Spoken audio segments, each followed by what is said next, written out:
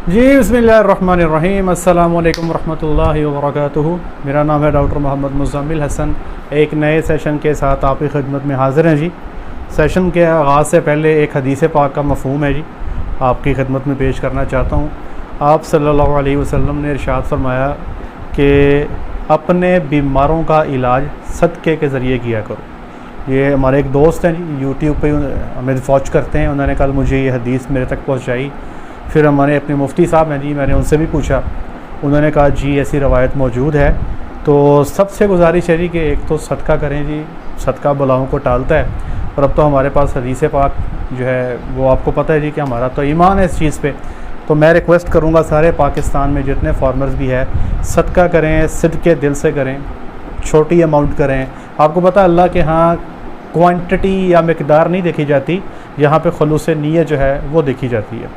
अच्छा, अब बात करना चाहता हूँ लंपी पे। हमको 22-23 वीडियोस बना चुके हैं, आजकल तो काम चाली लंपी का रहा है और मैं भी इसी पे फोकस ज़्यादा कर रहा हूँ क्योंकि लोग परेशान हैं। पीछे अब कमेंट्स मैं तकरीबन सारे पढ़ता हूँ जी लोगों के, उसमें ज़्यादातर लोग ये कह रहे हैं कि यार ये अन्य वाह वैक्सीन का इस्तेमाल किया, ये किया, वो किया, फार्मर का बेड़ा गर्क हो गया, ऐसे हो गया, वैसे हो गया। तो मैं देखें जी आपसे कुछ बातें शेयर करना चाहता हूँ वैक्सीन के हवाले से। पाकिस्तान में इस वक्त वैक्सीन अवेलेबल कौन सी हैं? एक तो जी आपके पास लंपी वैक्स अवेलेबल है MST की, ये कुछ लोग साउथ अफ्रीका से ला रहे हैं और कुछ लोग जो है ये दुबई से ला रहे हैं। एक है जी मीवैक LSD के नाम से है। अच्छा, ये दो वैक्सीनेशन जो है ये मैंने खुद इस्तेमाल की हैं, अपने सेटअप्स में लगाई है। मैं आपको इनका रिज़ल्ट भी बता देता हूँ। इसके अलावा लंपी शील्ड के नाम से भी अवेलेबल है। इसके अलावा एंडोल जो है LSD, इसके नाम से भी अवेलेबल है। फिर ये टर्की की जो लंपी वैक है इसके नाम से भी अवेलेबल है। एक कंपनी और है, कोई यूरोफिनो, ऐसे अजीब सा नाम है, मैंने कई दफ़ा उसको रिमेंबर करने की कोशिश की है पर नाम भी औखा सा है, समझ नहीं आती। तो ये कमो बेश 6 तरह की वैक्सीनेशन जो है पाकिस्तान में अवेलेबल हैं। आप कई सारे लोगों ने मुख्तलिफ़ किस्म की वैक्सीनेशन करवाई, कुछ सेटिस्फाइड हैं, कुछ सेटिस्फाइड नहीं हैं। ज़्यादातर लोग रो रहे हैं, परेशान हो रहे हैं कि वैक्सीन करवाई थी, रिज़ल्ट नहीं आया, ये नहीं हुआ, वो नहीं हुआ। फिर कुछ जगहों पर ऐसा भी हुआ कि आइवरमेक्टिन का टीका जो है वो 400 रुपये का लगा के वैक्सीन का बता के जो है वो फार्मर्स को जो है बेवकूफ़ी बनाने वाली बात है। बहरहाल मैंने अपने फार्म्स पे, मेरे पास 7 सेटअप हैं जी, उन सेटअप्स में वैक्सीन करवाई लंपी वैक्स। एक सेटअप पे हुई साउथ अफ्रीका वाली और 3 सेटअप्स पे हुई लंपी वैक्स जो MST की है जो कि दुबई से आई। और बाकी जो सेटअप्स हैं वहाँ पे मैंने वैक्सीन करवाई मीवैक LSD के नाम से। अच्छा, इन सारी वैक्सीनेशन में ये टोटल अगर मैं जानवर मिला लूँ तो तकरीबन कोई 1400-1500 जानवर बनते हैं इन तमाम सेटअप्स पे, ठीक है जी। इन सारी सेटअप्स में 1400-1500 जानवरों को वैक्सीन करने के बाद 2 एनिमल ऐसे थे जिनको बीमारी का मसला बना, और ये शदीद मसला बना, हल्का फुल्का नहीं, काफ़ी तगड़ा मसला था। हमें तकरीबन 8-10 दिन लग गए उन एनिमल्स को ट्रीटमेंट देते हुए। शदीद उनको झटका लगा, पूरा जिस्म दानों से भर गया, बुखार शदीद हो गया, बाद में दाने फट गए, ये बड़ा लंबा चौड़ा काम बना। तो मेरा ख्याल है 1300-1400 केसेस के जानवरों में अगर वैक्सीन करने के बाद 2 जानवरों को मसला बन जाता तो मैं समझता हूँ कि ये कोई बड़ी बात नहीं है।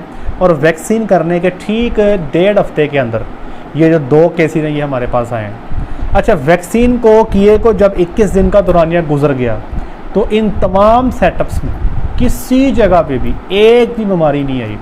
और कई सेटअप हमारे ऐसे हैं जहाँ पे उनके इर्द गिर्द गिरदनवा में बहुत शदीद बीमारी है, लेकिन वो फार्म अल्लाह के फजल से बचे रह गए।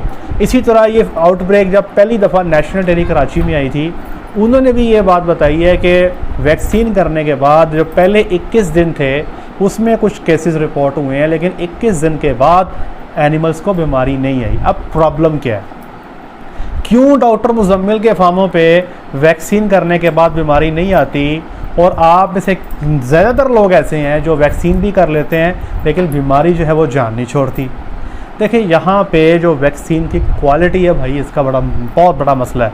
अब देखें पाकिस्तान में बीमारी पहली दफ़ा आ रही है, ठीक है जी, ये अफ्रीकन कंट्रीज़ की बीमारी है। सूडान में मेरे स्टूडेंट हैं, वो बताते हैं कि वहाँ पे हम हर साल रूटीन से, जैसे आप लोग गलघोटू की और मुँह खुर की वैक्सीन करते हो, इसी तरह वो लोग इनकी वैक्सीनेशन स्केड्यूल में लंपी की वैक्सीन शामिल है और वो अल्हम्दुलिल्लाह सेफ़ है। मसला सिर्फ ये है कि हमारे छोटे फार्मर को जो क्वालिटी वैक्सीन है वो नहीं मिलती। उनको वैक्सीन देने वाला कौन है, क्या वो ऑथेंटिक पर्सन है? मुझे एक बंदे ने मैसेज किया कि मैं गुजरात से बात कर रहा हूँ, हमारे यहाँ शदीद बीमारी है, क्या हमें आप गारंटी से वैक्सीन लेके दे सकते हैं?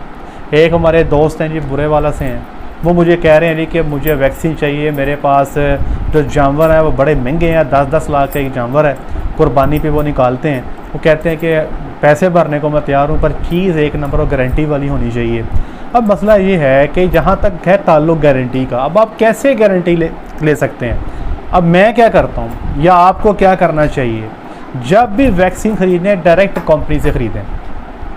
जैसे एंडॉल कंपनी मौजूद है, लंपी वैक डायरेक्ट कंपनी से लें, एहतजान वाले शायद लंपी वैक को कर रहे हैं। इसी तरह जो मी वैक है कंपनी मौजूद है, कंपनी के नुमाइंदे मौजूद हैं, डायरेक्टली कंपनी से वैक्सीन लें, ठंडी हालत में लें और फिर अपने जो डॉक्टर साहिबान हैं उनको बुलाएं ताकि वो वैक्सीन आपसे पकड़ें, ठंडी हालत में आपके जानवरों को कर दें। लेकिन मैं देखिए जी, मुझे डेयरी फार्मिंग करते 12-13 साल हो गए, आज तक मैंने वैक्सीन मार्केट से नहीं ख़रीदी।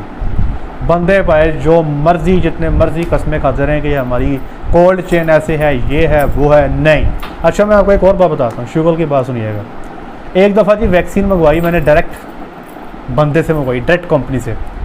अब हमारे यहाँ एक तरीक़ेकार और भी है, हमारा फार्मर जो है ना वो सफ़र करना पसंद नहीं करता। वैक्सीन मंगवानी थी लाहौर से, ठीक है जी। अब लाहौर से वैक्सीन उन्होंने डेबो करवा दी, क्लॉस्ट्रीडिया की वैक्सीन थी। ये एक फार्म का जिक्र मैं कर रहा हूँ, अपनी मेरे पास ही फार्म। अब जब वैक्सीन आती है, डॉक्टर साहब वहाँ पे मौजूद हैं, वो पूरे हर्ड को वैक्सीन कर देते हैं। वैक्सीन करने के 4 दिन बाद मुझे बताते हैं, डॉक्टर साहब वैक्सीन हमने कर दी है, लेकिन जब वो आई थी ना डेबो पे तो वो ठंडी नहीं थी, उसका टेम्परेचर जो है वो ज़्यादा हो गया था। मैंने कहा डॉक्टर साहब आपने मुझे बताया क्यों नहीं? अब इतना हमारा महंगा जानवर है, हमने वैक्सीन कर ली है, पैसा भी लगा दिया है, अब हमें क्या पता कि हम सेफ़ हैं या नहीं।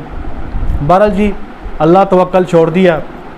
ठीक 8 या 10 दिन के बाद हमारा एक एनिमल था जी, उसने रात के टाइम 11 लीटर दूध दिया, 33-34 लीटर दूध दे रहा था वो। रात की मिल्किंग में उसने 11 लीटर दूध दिया। चौकीदार बैठा हुआ जी शेड में, तकरीबन रात 1 बजे के करीब वो गाय यकदम एक लंबा सांस लेती है, 2 आवाज़ें निकालती है, अल्लाह को प्यारी हो जाती है। हम सुबह को उसका पोस्टमार्टम करते हैं तो सारे साइन क्लॉस्ट्रीडिया के हमारे सामने आ जाते हैं। दोबारा हम जनाब वैक्सीन करवाते हैं क्लॉस्ट्रीडिया की। फिर मैंने ये सोचा, ये मुझे अकल आई कि भाई वैक्सीन जब भी लेनी है, चाहे आपने कलकत्ते से, कराची से, सिंध से, पाकिस्तान से लेनी है, आपको चाहिए उस बंदे के पास चल के जाओ, वो आपको उस अपने पास कंटेनर ले जाएं, बर्फ़ ले जाएं, उससे वैक्सीन पकड़ें, उसमें रखें और अपने फार्म पे ले आएँ। हाँ, अगर वो बंदा आपके फार्म पे आके आपको कंपनी का बंदा वैक्सीन दे देता है ठंडी हालत में, तब भी ठीक है। लेकिन मुख्तसरन बात यह है कि डायरेक्ट कंपनी से लें ताकि कल को कोई ज़िम्मेदारी उठाने वाला बंदा हो। अगर आप मेरे से लोगे तो मैं तो ज़िम्मेदार नहीं हो सकता ना जी। मैं कहूँगा कंपनी नहीं ठीक, ये नहीं ठीक, वो नहीं ठीक, ऐसे नहीं है, वैसे नहीं है। अगर आप डायरेक्ट कंपनी से लेते हो तो कंपनी आगे कंपनी से पूछेगी कि आपकी वैक्सीन का इस्तेमाल किया गया, मेरे रिज़ल्ट नहीं आए, मैं तो नहीं पूछूंगा। इसलिए मेरे भाइयों आगे से ये बात ज़हन में बिठा लें कि वैक्सीन जो है वो आप चाहे कोई भी करवाएं, हमेशा ऑथेंटिक सोर्स से लें। अगर आपको कहीं से जाके लानी पड़ती है, वहाँ पे चले जाएं, बर्फ़ लगा के लेके आएँ, कितना ख़र्चा हो जाएगा। मैं मिसाल के तौर पे लाहौर से अक्सर वैक्सीनेशन आपको लाहौर से मिल जाती हैं। आप मुल्तान में बैठे हैं या बहावलपुर में बैठे हैं, 20,000 खर्चा आ जाएगा वैक्सीन लाने में, आपको खुद जाके और ख़ुद लेके आने में। लेकिन आप ये देखो कि एनिमल का ख़र्चा क्या है। एनिमल आपका चला गया 8 लाख पे, तो मेरा ख्याल है कि ये ख़र्चा कर लेना वारा खाता है।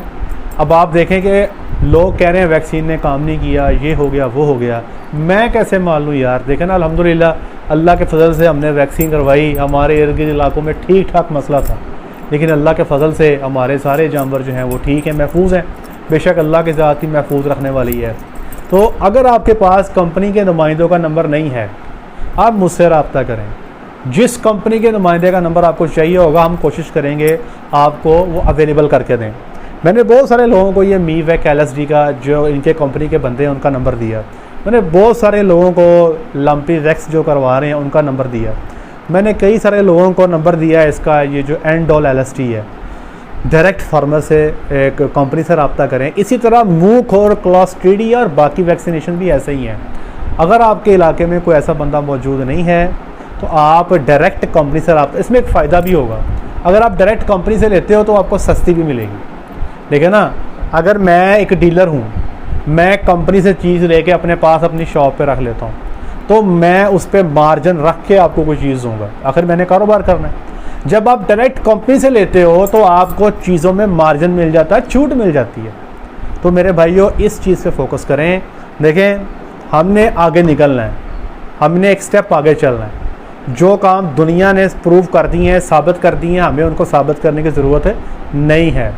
मक्खी पे मक्खी मारने की ज़रूरत नहीं है। साइलेज खिलाने से जानवर का दूध बढ़ जाता है, मिसाल दे रहा हूँ, इसको दोबारा साबित करने की ज़रूरत नहीं है। वो चीज़ें हमने करने की ज़रूरत है जो अभी जिस पे काम करने की ज़रूरत है। उसी चीज़ में पड़े रहेंगे कि जिसको दुनिया पता नहीं 50 साल पहले प्रूव कर चुकी है, हमने आज प्रूव करके कौन सा कोई वार ले लेना है। इसलिए हमें अपनी थोड़ी डायरेक्शन दुरुस्त करने की ज़रूरत है।